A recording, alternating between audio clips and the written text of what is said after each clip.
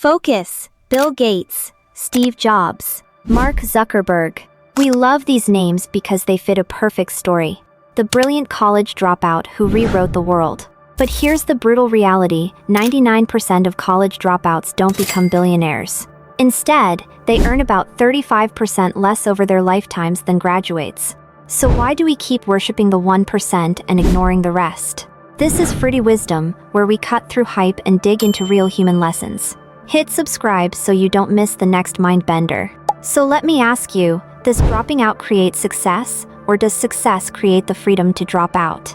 We like to imagine it's the first. The rebel genius who walks away from school and walks straight into glory. But here's the contrast. For most people, dropping out doesn't unlock doors, it locks them shut. Gates, Jobs, Zuckerberg, they didn't leave with empty pockets. They left with momentum, money, and massive networks. Think of it like a parachute jump. If you've got a parachute, leaving the plane is thrilling. If you don't, it's fatal. Dropping out isn't magic, it's math. And the math shows the odds are stacked against you.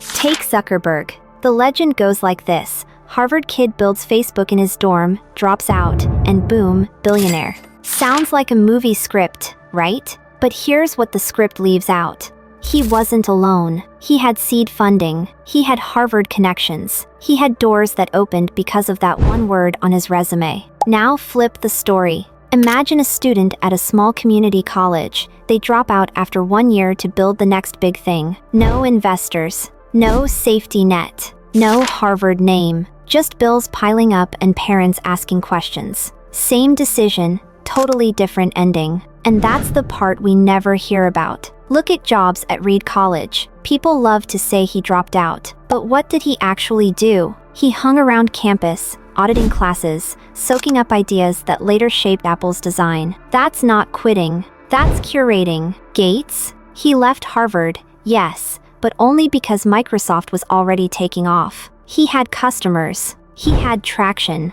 He had proof. Even Elon Musk, he dropped out of Stanford's PhD program. Why? Because investors were begging him to chase the internet boom. He didn't walk away from opportunity. He walked toward it. See the pattern? None of them jumped without a plan. They swapped one solid path for an even stronger one. It's like this. Dropping out is jumping from a ship. If you've got a lifeboat waiting, you're bold. If you've got nothing but open water, you drown. And most people, they drown.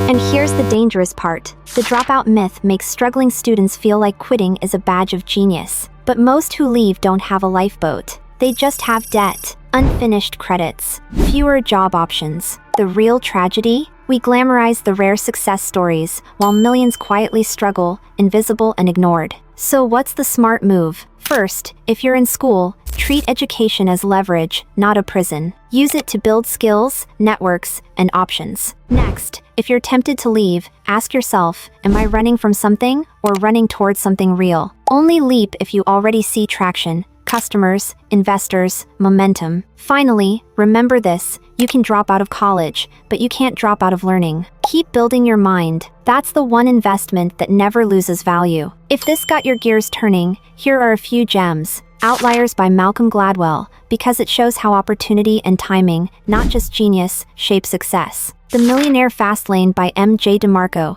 because it explains why shortcuts rarely work, but smart leverage does. And Range by David Epstein, because it proves that broad learning often beats narrow specialization. So here's my challenge. Instead of idolizing the dropout myth, ask yourself, what lifeboat am I building right now? Don't chase the fantasy of walking away to instant greatness. Build something real, then decide if it's worth the leap. Drop your thoughts in the comments. I want to hear what you're working on. Because at Fruity Wisdom, we're not here to worship myths. We're here to write our own.